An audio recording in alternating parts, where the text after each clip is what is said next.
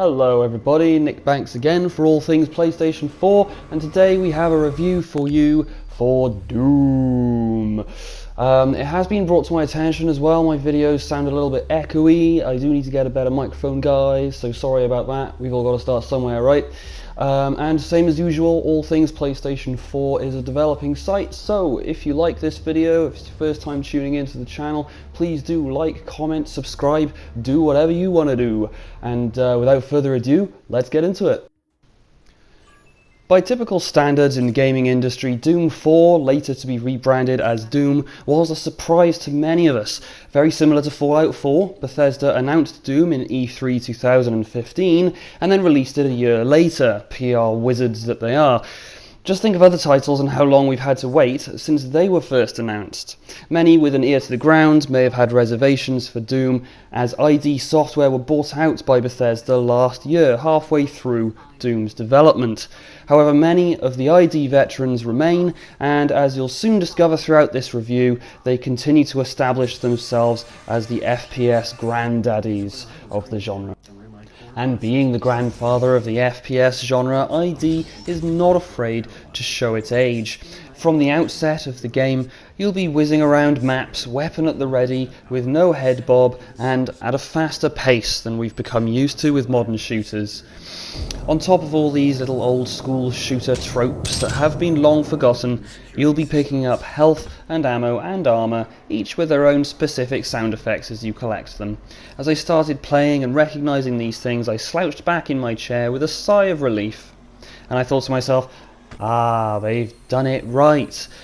With plenty of climbable objects and secret areas to uncover, you will be happily whizzing around fairly large, multi-layered sandbox levels until you're content that you've found everything and ready to move on to the next area, following that objective marker there. Cleverly, the developers haven't suffered from tunnel vision, and they haven't ended up beating you over the head with the nostalgia fare.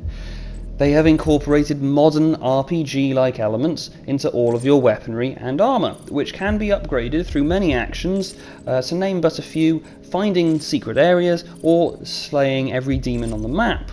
For a game with frantic music and insanely fast-paced combat, ID and Bethesda are to be commended in their ability to create mechanics that entreat us to slow down and fully explore their game. I certainly wanted to uncover every part of each map, and switches in hidden areas that would reveal every area on your map became a godsend. The whole business of upgrading and customizing both your weapons and your Praetor suit is incentive enough to find as many secrets as you can, as battles with the demonic horde become increasingly intense. And enemy variety will soon demand a good knowledge of your arsenal and what's best to use in what situation for what kind of enemy.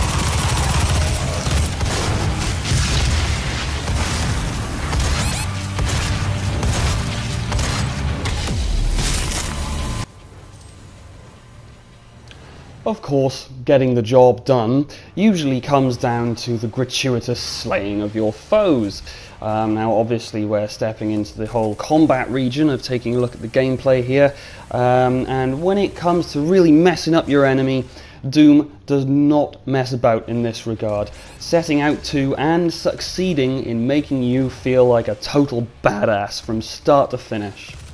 From the outset, your first kill will involve turning your head into a brief cloud of red as you smash it in one forceful blow. I'll be perfectly clear, this game, Doom, is the most violent game I've ever played, and it knocks God of War and Mortal Kombat off their perches. And this is due to the frequency of the violence, the sheer level of detail of the violence, and the fact that it's first person, the up-close nature of all this gore in your face, which, frankly, for a lot of gore addicts like myself, is eye candy. And what may seem like a mindless kill, kill, and kill again fare, Doom's combat does demand intelligence and a good application of tactics. For example, glory kills, which are basically crunchy instant kills on weaker enemies, will yield a little bit of health to keep you going, and slicing away with the chainsaw will yield extra ammo to keep you stocked up and keep you in the fight. Now, this kind of give and take system to Doom's combat, when used properly, can turn the tables in your favour in a tense battle which would have otherwise ended up in your death. And of course, all of this is made all the more satisfying if you have new secondary fire modes to experiment with. And that's right, guys, your weaponry does have a secondary fire mode, but then it has a secondary fire mode which you can switch up in the menu screen whenever you please. Alternatively, you can press the alternate fire button, as you can see on the shotgun here, changing the fire mode on the fly. Fantastic. And yes, of course, running from one end of an environment to the other, spraying and praying and breaking bones as you go along is, of course, very satisfying, and with very little application of tactics and the need for survival, you will just get away with that style of gameplay on normal difficulty. But on any difficulty higher, then Doom will demand flawless reflexes from you and intelligent death dealing. 3, 2, 1. Speed Demon activated. Kill your enemies and harvest their souls. And now let's talk about the multiplayer. Now, I'm sure you've heard your share of negativities from around the internet and probably from word of mouth, as I have. Granted, the campaign is a more stimulating experience, but couldn't the same be said of every other game that comes with multiplayer? I personally am going to be spending hundreds of hours to come on the multiplayer in Doom, and I can't honestly see what everyone is whinging about.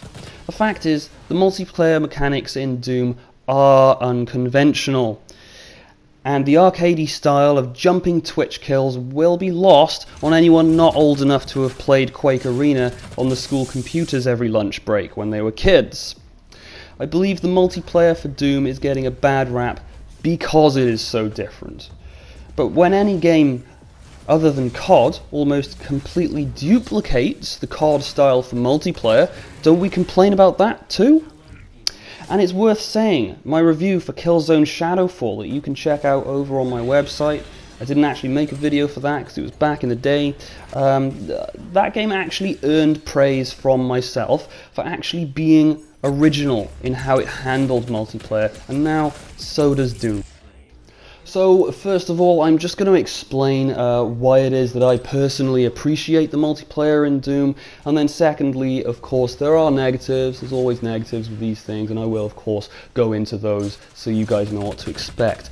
But first of all, I think many people have actually gotten used to this Call of Duty formula that a lot of modern multiplayer shooters follow now. This whole business of dead in a few shots does not apply to Doom, and a lot of those Call of Duty style multiplayers out there will likely get frustrated at that. All weapons will be unlocked to you after about an hour or so. Well, not to worry, there is plenty to unlock aside from the weapons after that moving forward. But all of these weapons being unlocked to you actually allow you to have a really good look at what is for you the perfect primary secondary throwable combo in a class that both suits your playstyle and allows a piling on of the damage so you can drive home to that kill. Pickups become available after a certain amount of time, and these are available to everyone, similar to Star Wars Battlefront. Nice and fair. Yet, unlike Star Wars Battlefront, this is not for the casual gamer. Like the campaign, Doom's multiplayer will still require you to have wicked fast reflexes. You can still grab health and ammo pickups throughout, and the smarter players will usually end up staying alive for longer because they will know to pull out of a fight and go in search of supplies before getting back into it. In defense of the negative reviews for the Doom multiplayer, indeed it does have its failings. The Demon Possession power-up, effectively a killstreak pickup, was an interesting choice by the developers, but it doesn't quite feel fully functional. A lucky player in the right kind of spawn cycle can end up being the Demon for most of the match, making for an unfair advantage, and the super shotgun is far too overpowered and should have been a power-up or a pickup. This leads to a vast majority of players aimlessly spraying buckshot with no skill or tactics, and unfortunately they will get rewarded for that. It also takes focus away from the many other weapons that you can use, and obviously the tactical avenues that they can open up for you. And lastly, the maps. The maps are wonderfully designed and they suit the game modes perfectly, but there's not many of them. There's just too few of them. The gameplay is keeping me coming back to the multiplayer, but the locations are getting stale, and it feels like the developers just did a rushed job. An excellent rushed job. And another part of the multiplayer fare, of course, is Snap Map, where you can create your own matches and maps. Lots of fun modes and maps are available to you there, but there's just no one around. The lobbies are super quiet, which is a shame because Snap Map is frankly bursting with potential, and I worry that if things don't heat up soon, Bethesda will be looking at a wasted gem. And to sum up, the juice of Doom is to be squeezed from the campaign, and that was always the developer's goal, and in fairness, they achieved it. After playing Doom 3, I felt like this was a departure from horror. But Doom 3 was a departure from action and gore, and with that we can say that Doom is an on-point return to form for the franchise. Without spoiling anything, it's safe to say that we should expect more from Doom in the future, and after the weaker aspects of the game's side features, it'll be interesting to see what Bethesda and ID cook up for us next.